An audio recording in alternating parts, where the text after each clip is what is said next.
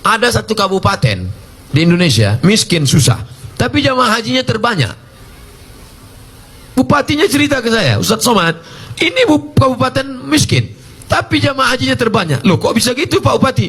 Orang kampung kalau tanam padi, pas nanam itu mau pergi haji, mau pergi haji, mau pergi haji, mau pergi haji. Pas dia nanam karet, mau pergi haji, mau pergi haji. Disampaikan Allah niatnya. Yang kampung lain dah mau kawin lagi, mau kawin lagi. Sampai juga, sampai juga. Insya Allah bisa dua-duanya, insya Allah. Ustadz nih cerita kawin aja. Untuk memanas-manasi ada yang belum nikah. Bukan untuk saya untuk apa? Ada kawan kita belum nikah. Hukum seorang istri minta kepada suaminya imam sholat, tapi suami tak mau. Nah, ini laki Fir'aun ini.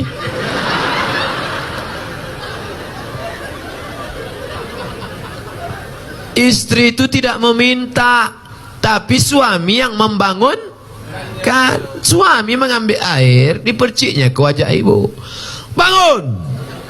Nah itu kalau anak udah 3. Kalau waktu masih pengantin baru kemarin, wake up my darling, wake up my honey. Bentang mereka lah sajadah. Usolli sunnatat tahajjud raka'ataini imaman lillahi ta'ala. Allahu akbar.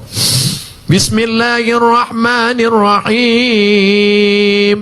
Ar-Rahman 'allamal Qur'an, khalaqal insan, 'allamahul bayan. Mertua di sebelah mendengar suara menantu sholat. Siapa itu bu? Menantu kita. Itulah, mereka baru nikah udah tahajud. Kita udah 30 tahun nikah tak ada tahajud.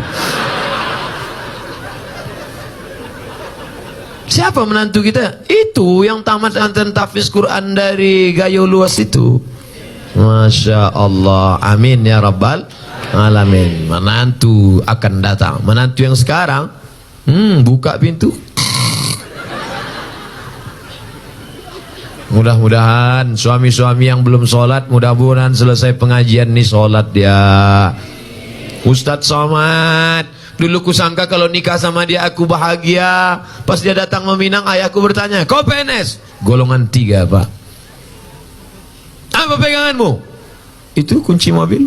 Punya kau? Punya abangku. Tapi tak lama lagi mau aku beli itu dah. Akhirnya kusangka nikah sama dia bahagia Pak Ustadz. Ternyata sudah 2 tahun, 3 tahun menikah, tak ada kebahagiaan. Gimana rasanya? Macam tidur sama babi hutan. Walaupun hidup 1000 tahun, kalau tak sembahyang, apa gunanya? Walaupun hidup 1000 tahun, kalau tak sembahyang. Ibu nanti kalau ngayun anak gitu, sepohon kayu daunnya rimbun, serta buahnya, walaupun hidup 1000. Kata laki, kau nyindir aku ya? Rupanya laki tak sembahyang. Laki hantu. Makanya sebelum anak itu menikah, dites dulu. Ustadz, anak saya ini dokter, orangnya lembut, baik, jilbabnya panjang, sholat nggak tinggal. Saya takut menantu saya tak sholat. Gimana cara ngetesnya Pak Ustadz? Kata jamaah, menantu ibu itu mana orangnya? Ini Pak Ustadz. Ajak dia jumpa di rumah makan jam 12 besok hari Jumat.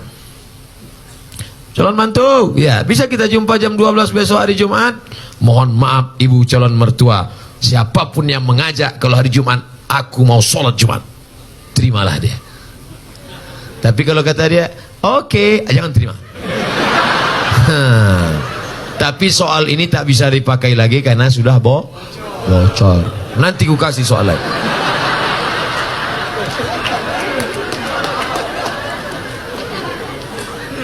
Orang dulu kalau mencari calon menantu, besok Pak, saya mau minang anak Bapak, besok kau datang ke rumah saya maghrib. Kenapa disuruh maghrib? Karena mau dibawa ke surau, disuruh azan. Allahu Akbar, Allah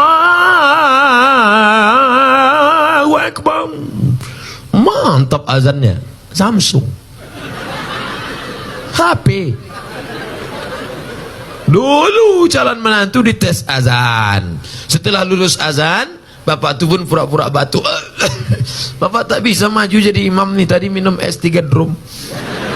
Kalau kau maju jadi imam, dia pun maju dah. Ghairil maghdubi alaihim waladdallin. Amin. Bismillahirrahmanirrahim. Inna a'tai. Kata mertua di belakang, mak gaya kau ngeri kali ya. Sangkan tak ayat apa tadi? Itu juga. Tapi jadilah daripada tidak sama sekali. Makanya kalian yang muda-muda ini latihan jadi imam. Latihan jadi imam. Kalau latihan jadi imam jangan langsung sholat isya. Jadi imam tuh latihannya zuhur dulu. Zuhur tuh modalnya takbir aja. Allahu Akbar.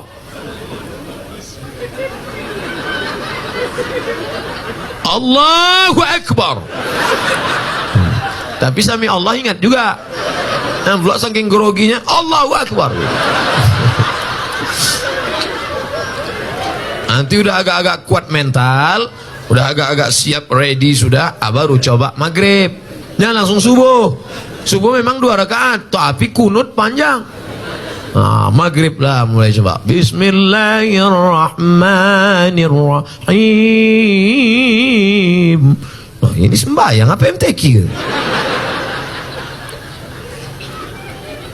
Tapi yang paling enak itu jadi TNI Polri. Kalau kita TNI Polri, calon mertua mana berani nanya kita kan? Datang kita, kau sembahyang apa tidak? Bukakan aja pistol tuh.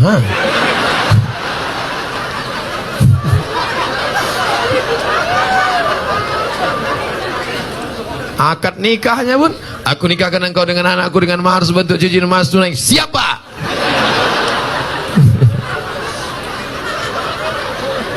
Ustadz Somad yang saya muliakan, ini pertanyaannya bagi saya sangat besar maknanya. Seorang ibu hamil duluan, baru menikah. Bagaimana status anak tersebut? Perempuan yang hamil duluan, baik sebulan, 2 bulan, 3 bulan, 4 bulan, 5 bulan, 6 bulan, 7 bulan, dinikahkan, nikahnya sah. Nikahnya sah. Buka nama kitabnya Al-Fiqhul Islami wa Adillatuh. Nama penulisnya Syekh Wahba Az-Zuhaili dari Suriah, Damaskus. Dekan Fakultas Syariah Universitas Damaskus. Jadi Pak Kua tak perlu nanya, ini belum berapa bulan.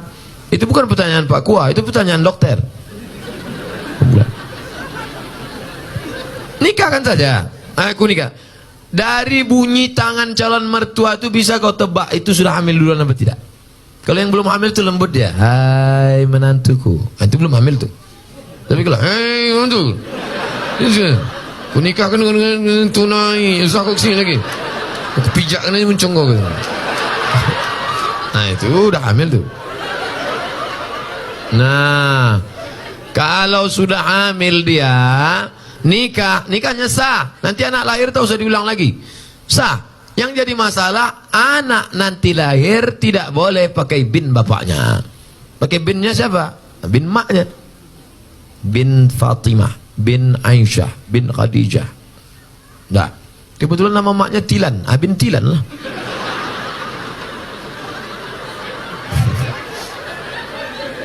Dua, kebetulan anak ini lahir laki-laki. Anak yang dalam kandungan tadi lahir, anaknya laki. Lahir adiknya sudah itu perempuan. Adiknya perempuan. Mati ayahnya. Ustaz janganlah kasar kali mati ayahnya. Adiknya jadi perempuan. Nanti kalau mau menikah, si abang tadi tak bisa jadi wali. Karena hubungan mereka saudara seibu. Saudara seibu tak bisa jadi wali. Tiga, bapak meninggal. Si ayah meninggal, si anak tak dapat harta warisan karena tak ada hubungan nasab. Empat, kebetulan anak pertama tadi anak gadis, cantik, dipinang anak lajang. Pas nikah nanti si bapak tak bisa jadi wali. Walinya wali hakim Pak Kua. Banyak sekarang yang ngotot, saya walinya. Oh tak bisa mas bro. Apa salah saya? Saya kan bapaknya. Tengok wajahnya kan mirip tak bisa. DNA tak laku. Salah saya apa? Kau mencoblos sebelum hari H.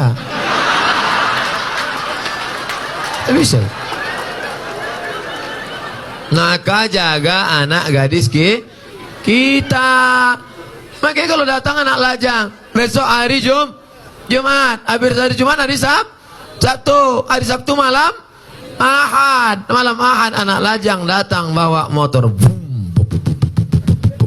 Pak, saya bawa anak gadisnya sebentar ya. Jangan, Ustaz Somad sudah ceramah, aku tak ingin anak ini makan. Sekarang banyak orang tua lebih mau makan di daun daripada makan di pinggan. Sekali tidak, jangan keluar. Melangkah kau dari rumah ini selangkah, tak kuakui kau anak dunia akhirat. Masuk dalam.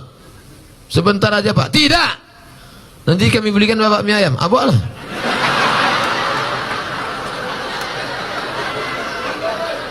Semangkuk mie ayam lah pula harga anak gadis kau. La ilaha illallah Muhammad Rasulullah.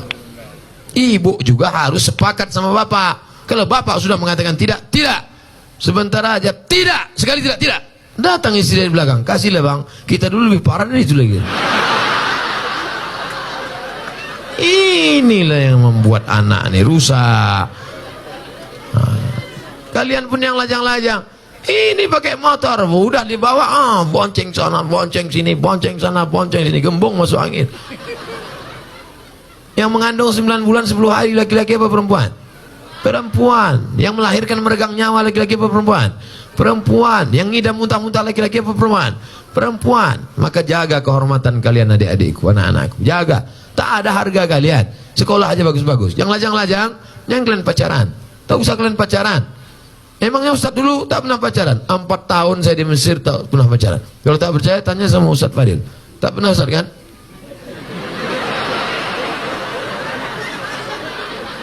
Demi Allah, 4 tahun saya di Mesir, 99, 2000, 2001, 2002 tak pernah pacaran. Kenapa? Tak dapat. Persaingan ketat.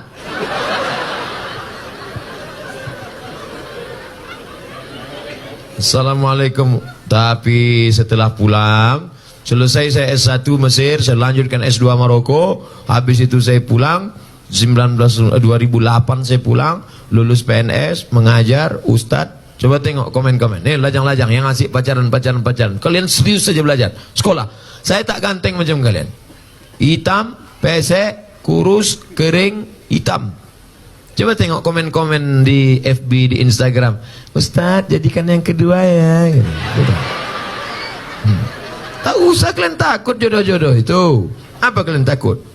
Apa hukum sogok menyogok dalam Islam? Itulah yang sudah aku jelaskan tadi. Udah. Ar-rashi wal murtashi. La'ana Rasulullah SAW ar-rashi wal murtashi. Yang menyogok masuk neraka, yang disogok masuk neraka. Duit sogok haram, dikasih anak bini makan haram, dimakan masuk darah hitam naik ke otak, jantung kotor, menjadi darah daging masuk neraka jahanam. Dibawa pergi haji Makkah. Labbaik Allahumma labbaik, labbaik la syarika lak labbaik. Apa kata malaikat? La labbaik wala sa'daik. Kau tak dapat haji mabrur karena kau pakai duit sogok. Patutlah balik haji tak ada perubahan. Heran aku dengan Pak Haji ini Pak Ustaz. Dulu sebelum berangkat haji bercelana pendek, balik haji tak bercelana sama sekali. Tak ada perubahan. La ilaha illallah Muhammad Rasulullah. Kalau udah terlanjur gimana Pak Ustaz? Keluarlah dari PNS. Ustaz ngomong aja enak. Kalian tanya aku jawab. Ustaz, saya punya abang yang menyusahkan orang tua. Menyusahkannya berjudi, mencuri orang tua, menggadaikan kereta. Sebagai adik apa yang saya lakukan?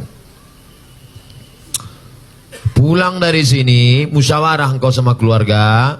Mungkin otak abangmu ini sudah rusak karena narkoba. Karena orang kalau sudah kena narkoba, jangankan sabu-sabu, putau, pil rohypnol, mix kasbek, vodka. Hafal juga Pak Ustaz nih. Jangan pemakai juga ini dulu. Jangankan itu, lem kambing aja rusak. Anak-anak SMP, anak SD kalau udah kena lem kambing rusak. Berapa banyak ibu-ibu masak pagi tak panas-panas nasi, rupanya tabung gas sudah dijual anak untuk beli sabu-sabu. Otak itu sudah rusak. Ini saya yakin ini abang ini udah rusak otaknya. Kenapa? Karena mau dia pula menyusahkan orang tua, berjudi, mencuri orang tua. Jadi kalian kumpul bersama, cari asal muasal sebab musabah. Oh, dia kena narkoba. Orang kena narkoba jangan malu, bawakan ke BNN, Badan Narkotika Nasional. Ustaz, tolong doakan anak kami. Pak Ustaz, doa apa? Doa narkoba. Saya belum pernah dapat doa Allahumma inni na'udzubika min sabu-sabu. Tak ada. Maka serahkan ke BNN. Nomornya Pak Ustadz, catat nomor BNN. Saya selalu dibawa BNN ceramah. Catat ya. Jangan minta ceramah sama BNN. BNN. Rusak pula HP.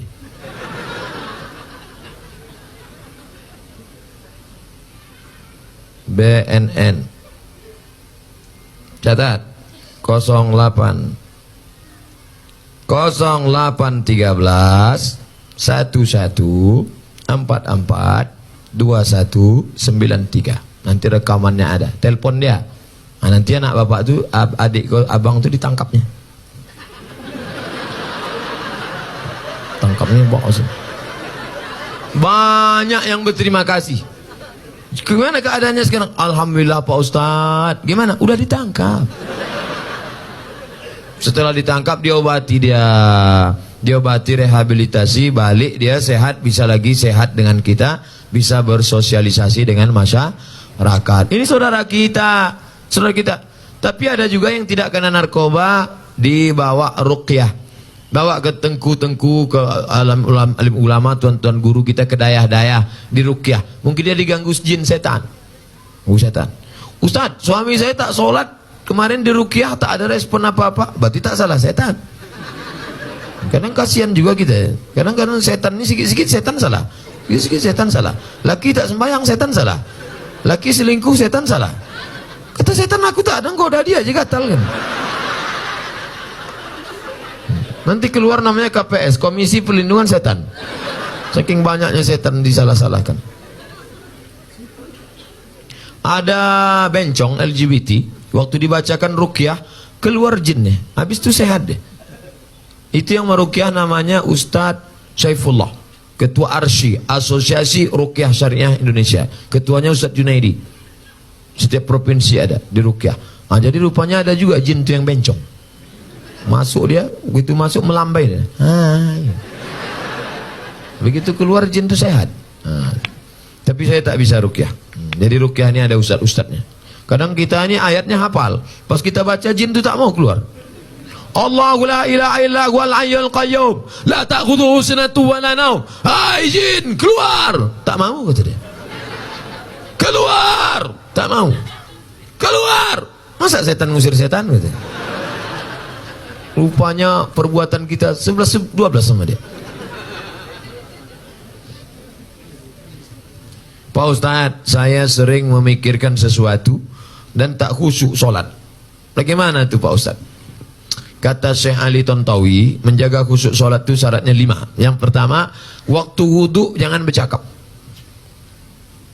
Hidupkan keran air, basuh tangan, hakikatnya keluar dosa dari tangan. Kumur-kumur, keluar dosa dari mulut. Basuh muka, keluar dosa dari kelopak mata. Basuh tangan, keluar dosa dari tangan. Basuh kepala, keluar dosa dari lubang telinga. Basuh kaki, keluar dosa dari kaki. Nah, gitu. Jadi jangan bercakap. Ini sekarang banyak orang sedang berwudu bercakap. Nah, itulah, kan aku bilang kemudian jangan tanam. Ini sawitnya sekarang memang jatuh harganya. Gimana lah, aku bilang lah. Maka tanam karet aja, kau tak peduli juga kan. Nah, dia jelas sekarang. Nah, itu jadi bercampur sama dunia. Makanya waktu berwudu itu jangan cerita dunia. Dah, habis berwudu, dari tempat wudu ke tempat sholat tak boleh tasbih.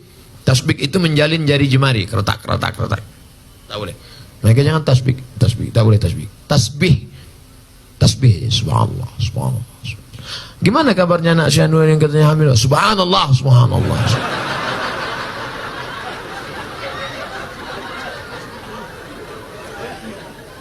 Dan lagi tasbih. Dah. Yang ketiga, menyambut azan. Allahu Akbar, Allahu Akbar, Allahu Akbar, Allahu Akbar. Hayya 'alas shalah. La haula wala quwwata illa billah. Nah, jadi jangan ngobrol sedang azan. Nah, jadi kalau ada yang ngajak kita ngobrol waktu sedang azan, kabarnya saya ini jadi acara la haula wala quwwata illa billah.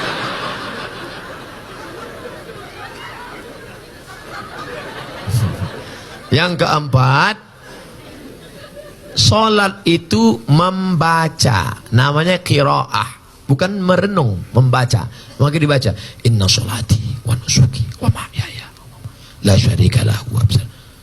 Ya Khabab, ya. Nabi itu kalau sholat mulutnya bergerak apa tidak? Nabi kalau sholat mulutnya bergerak. Dari mana kau tahu mulut Nabi bergerak? Bittirabih liyati, ku tengok jenggotnya bergoyang.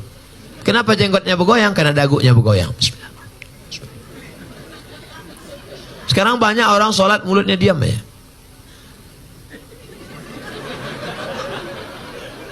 Apa dipikirkan? Nah, jadi mulut. Nah, yang terakhir yang kelima, fahami bacaan, connect antara mulut dengan qalbu, hati. Allah, sholat zuhur, Allahu Akbar, Allahu Akbar kabir, walhamdulillah katsir, subhanallah. Macam naik motor. Sholat ini macam naik motor, macam bawa mobil. Udah agak-agak ngantuk kan. Udah agak, macam naik sepeda motor, macam orang naik motor king. Agak konsen, fokus. Sholat bukan kehilangan kesadaran. Ada orang bilang, aku kalau sudah sholat itu hilang kesadaranku. Berarti kau dilarikan jin. Karena sahabat-sahabat Nabi waktu sholat itu sahabat tidak hilang. Mana dalilnya? Ketika sahabat sedang sholat, tiba-tiba Nabi datang. Waktu itu Nabi sakit. Imamnya Abu Bakar.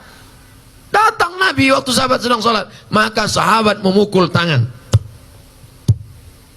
Mukul tangan mau ngasih tahu Abu Bakar, karena tak mungkin ngomong kan, mungkin Abu Bakar itu ada Nabi datang. Menunjukkan mereka sadar, terbuka matanya. Sholat itu mata dibuka, bukan ditutup. Buka. Dari mana dalil sholat buka mata? Uqtulul aswadaini fi sholah, bunuhlah dua yang hitam waktu kau sedang sholat. Waktu sedang sholat, bunuhlah dua yang hitam. Apa itu? Ular dan kala jengking. Macam mana kita tahu ada ular kala jengking kalau mata tertutup? Tutup. Tiba-tiba terdengar suara berbisik. Apa? Rupanya ular anaconda. Mata dibuka. Makanya kalau kita sedang sholat, misalnya habis motong karet di hutan, sedang sholat. Di depan motong karet itu ada sumur tua. Tiba-tiba datang, entah dari mana datang orang buta mau masuk. Kau tengok, jangan tengok aja, tolong dia. Kau biarkan masuk. Kau tarik tangannya, selamatkan dia. Maka sholatmu tidak batal selama tidak ngomong. Jangan ngomong, jangan ngomong. Pak, jangan lewat sini.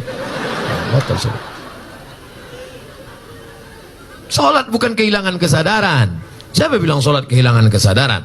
Sholat sadar tidak hilang, kita tetap sadar. Tapi connect dibacakan at-tahiyatul mubarakatuh salawatut thayyibatu lillah, assalamu alayka ayyuhan nabiyyu wa rahmatullahi wa barakatuh, wassalamu alayna wa ala ibadillah salihin, asyhadu an la ilaha illallah wa asyhadu anna muhammadar rasulullah, Allahumma salli ala sayyidina Muhammad wa ala ali Muhammad kama sallaita ala Ibrahim sampai habis. Fil alamin innaka hamidum majid. Lanjut lagi, Allahumma ighfir li ma qaddamtu wa ma akhartu wa ma asrartu wa ma a'lantu wa ma asraftu wa ma anta a'lamu bi minni, antal muqaddim wa antal muakhir, la ilaha illa anta subhanaka inni kuntu minadh zalimin. Allahumma inni a'udzubika min adzabi jahannam, min adzabil qabri, wa min fitnatil mahya wal mamat, wa min syarri fitnatil masiihid dajjal. Allahumma inni ala dzikrika wa syukrika wa husni ibadatik. Assalamualaikum warahmatullahi. Allah memberikan kekhusyuan, kita berusaha menyiapkan cawannya. Saya dari Miss XXX. Bagaimana tanggung jawab seorang abang yang paling besar terhadap keluarga setelah bapak meninggal dunia? Tanggung jawab terhadap ibunya. Maka engkau menjadi wali bagi adik-adikmu. Tugas bapak mesti kau mengembannya. Laki-laki, kewajiban kalian kepada perempuan ada 5. Perempuan, hak kalian pada laki-laki ada 5. Pertama, kasih makan. Ibu udah makan? Yang kedua, kasih pakaian.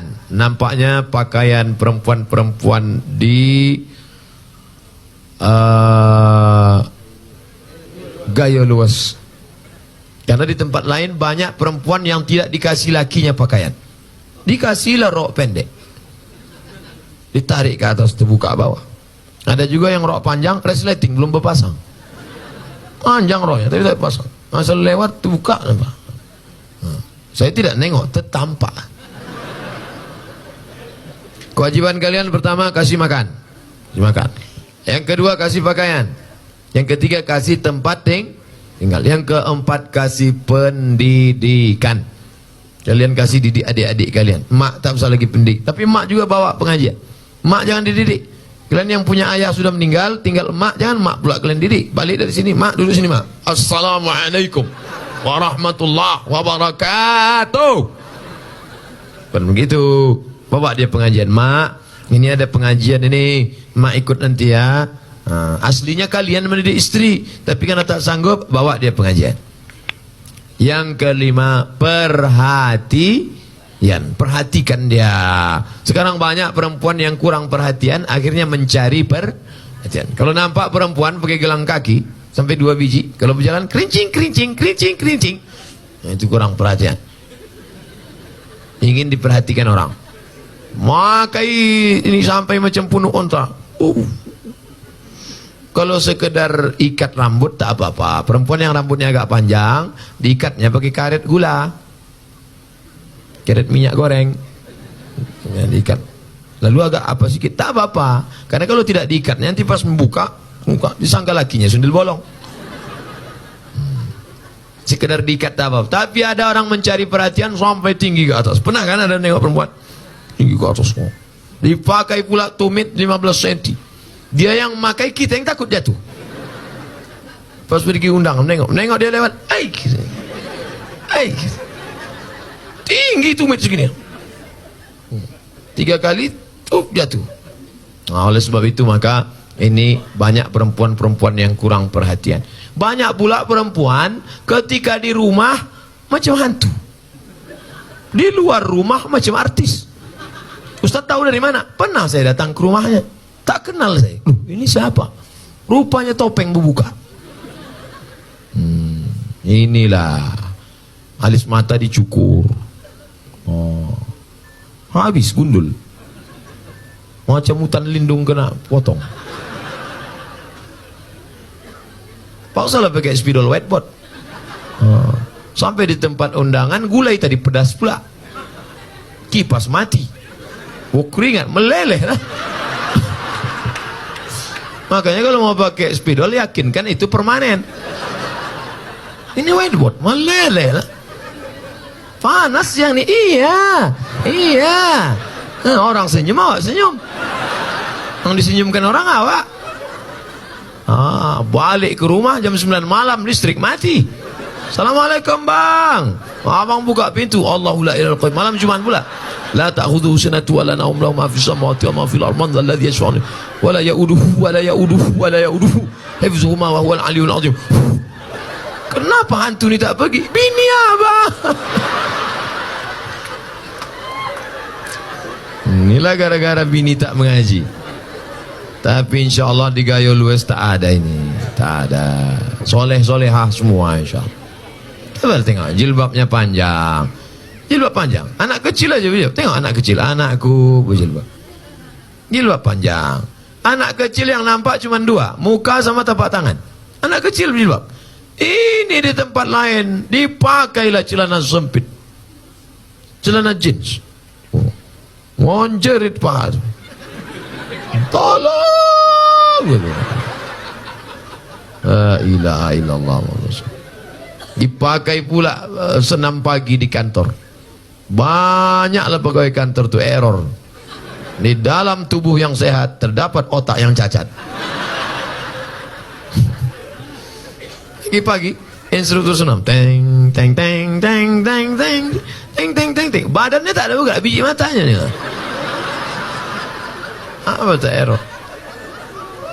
Nauzubillah. Mudah-mudahan terpelihara kita dari maksiat-maksiat insyaallah.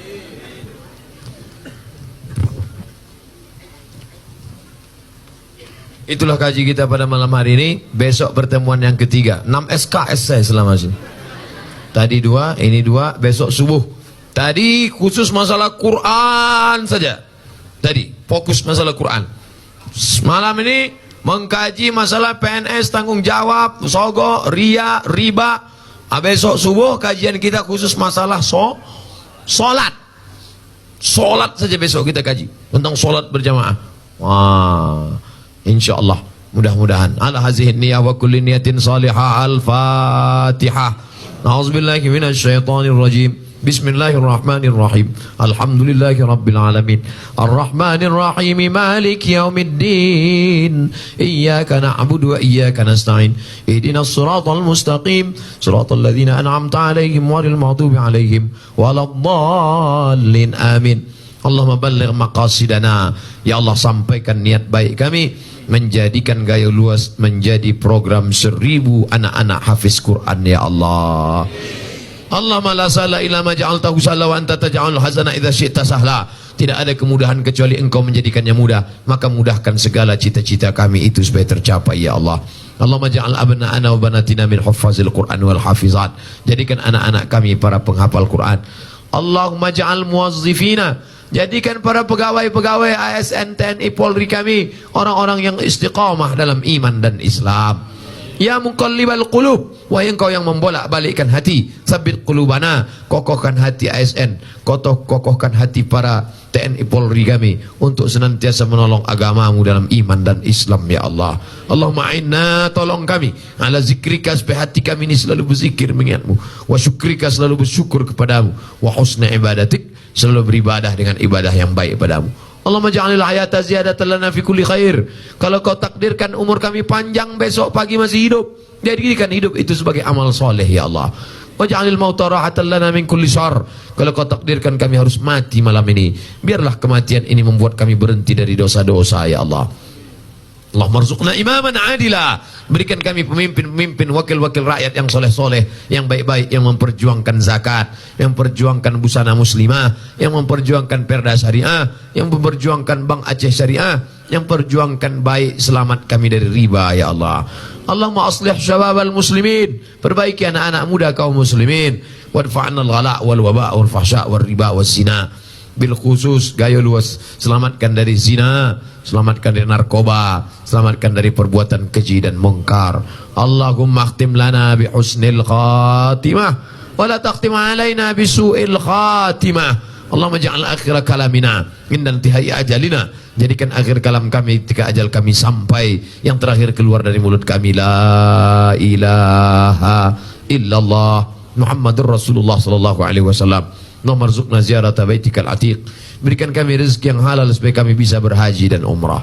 Rabbana atina fid dunya hasanah wa fil akhirati hasanah wa qina adzabannar.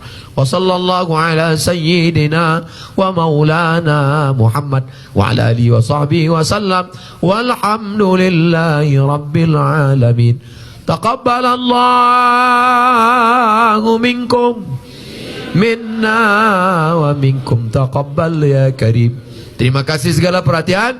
Mohon maaf segala kekhilafan dan kesilapan. Pulang dengan tenang, jangan berdesak-desakan. Jaga ukhuwah Islamiyah. Ambil sampah-sampah, bawa botol-botol, bersihkan segala macam yang menodai kantor kita. Terima kasih segala perhatian. Mohon maaf segala kesilapan dan kekhilafan. Jangan lupa besok kita subuh berjamaah. Wassalamualaikum warahmatullahi wabarakatuh.